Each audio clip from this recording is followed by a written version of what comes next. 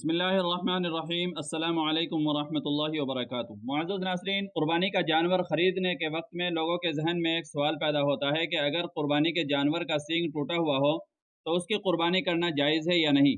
चुनांचे इसी सिलसिले में आज की वीडियो में हम दारुल उलूम देवबंद का फतवा देखेंगे कि उसमें इस बारे में क्या लिखा गया है। चुनांचे किसी साइल ने दारुल उलूम देवबंद से सवाल किया, क्या फरमाते हैं उलमाए किराम व मुफ्तियान इज़ाम मंदरजा झेल मसले के बारे में।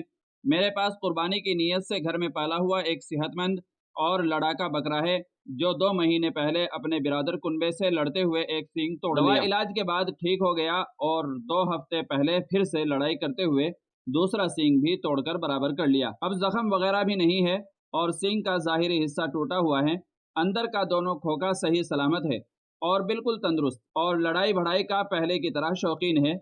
उसकी कुर्बानी के बारे में क्या हुक्म है।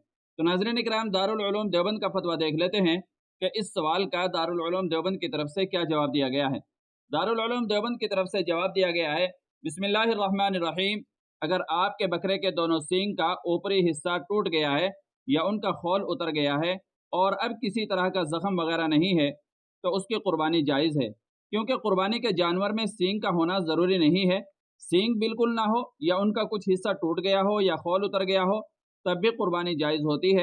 अलबत्ता अगर किसी जानवर का सींग जड़ से टूट जाए और उसका असर दिमाग तक पहुंच जाए तो एक मुस्तकिल ऐब है, लिहाजा ऐसे जानवर की कुर्बानी दुरुस्त नहीं होगी। वल्लाहु ताला अलम। दारुल इफ्ता दारुल उलूम देवबंद।